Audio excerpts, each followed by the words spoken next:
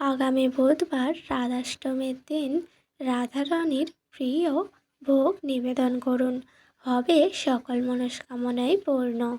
বন্ধুরা, আমরা সকলেই জানি যে এই ভাদ্র মাসের শুক্লাপক্ষের অষ্টমী তিথিতে রাধা অষ্টমী পালিত হয়ে থাকে। আর এর সাথে সাথেই কিন্তু রাধারানীর প্রিয় ভোগ অবশ্যই নিবেদন করতে হবে এবং পুজোর সময় তিথি অনুসারে রাধা অষ্টমী পালন করতে হবে। তাই বন্ধুরা, রাধাষ্টমী এই দিনে কিভাবে পালন করবেন এবং রাধারানীর প্রিয় ভোগগুলি কি কি জানতে অবশ্যই ভিডিওটি সম্পূর্ণ দেখবেন এবং দেখার পরে যদি ভালো লাগে তাহলে একটি লাইক করবেন এবং সাবস্ক্রাইব করে রাখবেন।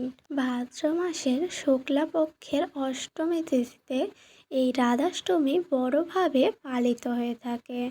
তাই বন্ধুরা, এই দিনে আপনারা কিন্তু রাধারানীর পছন্দের প্রিয় ভোগ নিবেদন করবেন এবং কিছুদিন আগেই কিন্তু জন্মাষ্টমী গিয়েছে।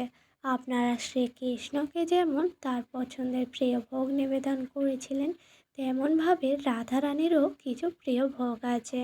তাই এই দিন মানে রাধাষ্টমীর দিন 11ই সেপ্টেম্বর রাধাষ্টমীর উৎসব পালিত করবেন এবং তার সাথে সাথে কিন্তু তার প্রিয় ভোগ নিবেদন করবেন। প্রথমেই বলি বন্ধুরা, এই দিন অবশ্যই কিন্তু একটু তাড়াতাড়ি ঘুম থেকে ওঠার চেষ্টা করবেন। তারপরে আপনাদের বাড়ির যেসব বাসি কাজ কর্ম আছেন একেবারে সেরে নেবেন।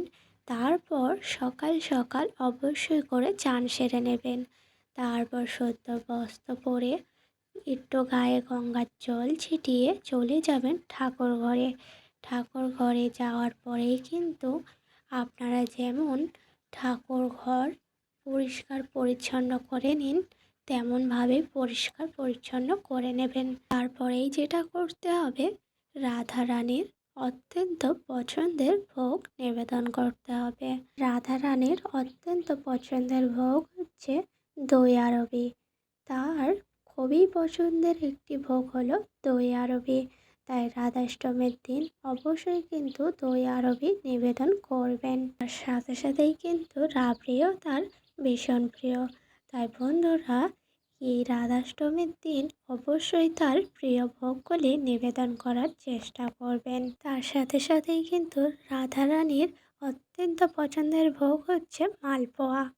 তিনি মালপোয়া খুবই পছন্দ করেন। তাই বন্ধুরা, আপনারা কিন্তু এইসব ভোগগুলি অবশ্যই নিবেদন করবেন। রাধাষ্টমীর দিন 56 ভোগ দিতে না পারলেও রাধারানীর এই পছন্দের ভোগগুলি কিন্তু অবশ্যই নিবেদন করবেন। এর ফলে আপনারা রাধারানীর আশীর্বাদ পাবেন এবং আপনাদের সকল মনস্কামনা পূর্ণ হবে।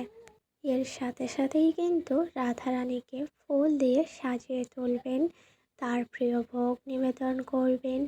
তার সাথে সাথে ফল মিষ্টান্ন ইত্যাদি আপনারা দিতে পারেন। তারপরেই কিন্তু প্রদীপ জ্বালাবেন, ধূপ জ্বালাবেন, শাঁখ কাঁসা বাজিয়ে ভালো করে ভক্তি মনে নিষ্ঠা সহকারে পূজা সম্পূর্ণ করে নেবেন।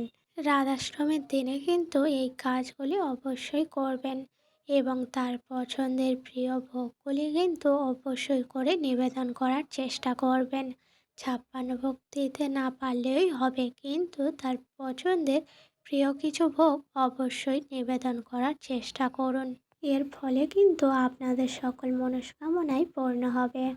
তো বন্ধুরা, রাধা অষ্টমীর দিনে কিন্তু 56 ভোগ দিতে না পারলেও রাধারানীর পছন্দের প্রিয় ভোগ অবশ্যই নিবেদন করার চেষ্টা করুন এবং তার পুজো অর্চনা ভক্তি মনে নিষ্ঠা সহকারে করুন।